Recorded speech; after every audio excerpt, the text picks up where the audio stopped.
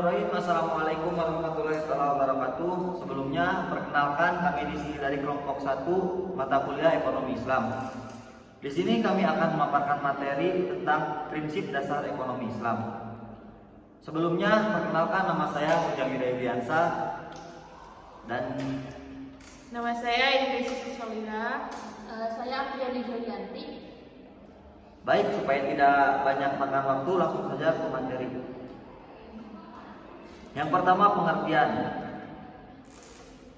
Menurut Kumar Capra, ekonomi Islam adalah cabang pengetahuan yang bertujuan mewujudkan kesejahteraan manusia melalui alokasi dan distribusi sumber daya yang langka sesuai dengan ajaran Islam tanpa terlalu membatasi kebebasan individu, mewujudkan keseimbangan perekonomian dan ekologi yang berkelanjutan. Pada intinya, ekonomi Islam adalah suatu cabang ilmu pengetahuan yang berpunya untuk memandang, menganalisis, dan akhirnya menyelesaikan permasalahan-permasalahan ekonomi dengan cara-cara sesuai prinsip syariat Islam. Pengertian syariat Islam adalah ajaran tentang hukum agama yang menetapkan peraturan hidup manusia dengan Allah Subhanahu wa taala, hubungan manusia dengan manusia dan alam sekitarnya yang berdasarkan dari Al-Quran dan Hadis. Lanjut untuk materi selanjutnya, pada teman saya dipersilakan. Adapun prinsip-prinsip ekonomi Islam. Prinsip ekonomi Islam merupakan kaidah pokok yang membangun struktur atau kerangka ekonomi Islam yang bersumber dari Al-Quran dan Hadis. Prinsip ini berfungsi sebagai pedoman dasar bagi setiap individu dalam berperilaku ekonomi. Namun agar manusia dapat menuju falah, perilaku manusia perlu diwarnai dengan spirit dan norma ekonomi Islam yang tercermin dalam nilai-nilai ekonomi Islam. Adapun 6 prinsip dalam ekonomi Islam dan keuangan syariah adalah sebagai berikut. 1. Pengendalian harta individu. Harta individu harus dikendalikan agar terus mengalir secara produktif ke dalam aktivitas perekonomian. 2. Distribusi pendapatan yang inklusif. Pendapatan dan kesempatan didistribusikan untuk menjamin inklusif perekonomian bagi seluruh masyarakat. Berdasarkan prinsip indistribusi pendapatan dari masyarakat dengan harta melebihi nisab dilakukan melalui zakat kepada 8 golongan yang berhak menerima zakat atau mustahik, yaitu 1 fakir, 2 miskin, 3 amil, 4 mu'alaf, 5 hamba sahaya, 6 ghairimin, 7 fisabilillah, 8 ibnu sabil. Yang ketiga, optimalisasi bisnis dan berbagi risiko. Ekonomi syariah menjunjung tinggi keadilan dan menekankan berbagi hasil dan risiko, kebebasan pertukaran, kebebasan untuk memilih tujuan dan rekan dagang sesuai prinsip syariah.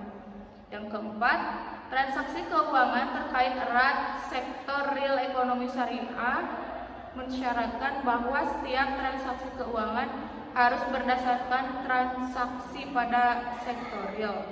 Yang kelima, partisipasi sosial untuk kepentingan publik. Ekonomi Islam mendorong pihak yang memiliki harta untuk berpartisipasi sebagai kepentingan bersama.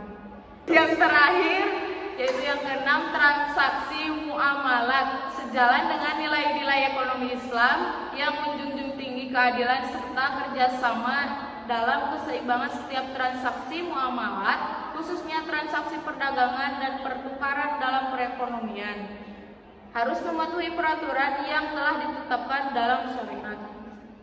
Selanjutnya akan dipaparkan oleh teman saya. Selanjutnya itu ciri-ciri ekonomi Islam. Terdapat 4 ciri-ciri ekonomi Islam. Yang pertama, adil. Adil bukan semata merupakan hasil kesepakatan sosial. Secara ringkas, adil dimaknai sebagai suatu keadaan bahwa terdapat keseimbangan atau proporsional di antara semua penyusun sistem perekonomian, perlakuan terhadap individu secara setara, non-diskriminatif, baik dalam kompensasi, hak hidup layak, dan hak menikmati pembangunan, serta pengalokasian hak, penghargaan, dan keringanan berdasarkan kontribusi yang diberikan. Yang kedua, tumbuh sepadan. Ekonomi tumbuh sepadan mencerminkan pertumbuhan pertumbuhan ekonomi yang setara dengan fundamental ekonomi negara, yaitu pertumbuhan yang seimbang antara sektor keuangan dan sektor real sesuai dengan kemampuan produksi dan daya beli masyarakat. Yang ketiga, berakhlak mulia, ditunjukkan dengan adanya kesadaran dan pemahaman setiap anggota masyarakat terhadap kepentingan bersama dan kepentingan jangka panjang yang lebih penting daripada kepentingan individu. Yang terakhir, beradab. Perekonomian Islam merupakan perekonomian yang beradab, yaitu perekonomian yang menjunjung tinggi nilai-nilai luhur bangsa seperti tradisi dan budaya yang diwariskan oleh nenek moyang selama tidak bertentangan dengan moralitas Islam. Selanjutnya, unsur-unsur ekonomi Islam. Dalam ekonomi Islam, prinsip yang diutamakan adalah karakteristik pengambilan keputusan bukan hanya untuk individu namun juga mendorong aktivitas ekonomi masyarakat. Ekonomi Islam memperkenalkan 4 tujuan utama yang berdasarkan pada maqasid syariah, yaitu pertama, menjamin kebutuhan dasar manusia, kedua, meningkatkan kapabilitas dan martabat manusia, tiga, menjamin keberlangsungan kehidupan manusia dalam jangka panjang, serta keempat, menumbuhkan dan menjamin spiritualitas. Artinya, seluruh kebijakan yang diambil dalam perspektif ekonomi Islam haruslah bertujuan menjaga dan mengemban keempat hal tersebut.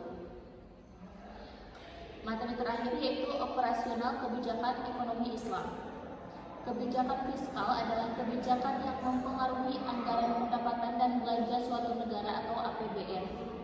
Kebijakan ini bersama kebijakan lainnya seperti kebijakan moneter, fiskal, dan perdagangan diperlukan untuk mengoreksi gangguan-gangguan yang menghambat jalannya roda perekonomian. Karena sistem ekonomi kapitalis atau lebih dikenal dengan sistem ekonomi pasar memang sangat bergantung pada jalannya mekanisme pasar. Bila terjadi gangguan-gangguan terhadap mekanisme pasar, maka diperlukan berbagai macam usaha. Bila terjadi gangguan-gangguan terhadap mekanisme pasar, maka diperlukan berbagai macam usaha untuk mengoreksi jalannya perekonomian agar mekanisme pasar berjalan secara sempurna. Baik, tadi materi telah disampaikan. Sekarang di sini saya akan mengambil kesimpulan. Jadi kesimpulan dari prinsip-prinsip ekonomi Islam terpaku dalam 4 bagian. Di antaranya 1, adil. Adil menurut Al-Quran dan Al-Hadis. Dan terdapat keseimbangan semua penyusunan sistem perekonomian. Yang kedua, tumbuh sepadan. Pertumbuhan yang seimbang antara sektor keuangan dan sektor real. Jadi harus transparan, gak ada yang disembunyi-sembunyikan, dan juga sesuai dengan harga beli masyarakat. Yang ketiga, bermoral. Jadi dalam perekonomian kita juga harus memiliki akhlak yang baik, sebagaimana yang telah dicontohkan oleh Rasulullah SAW.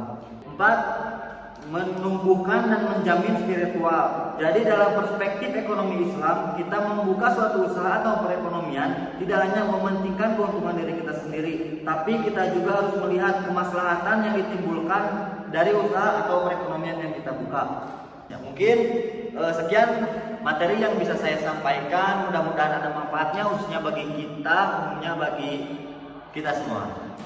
Akhirul kalam, assalamualaikum warahmatullahi wabarakatuh.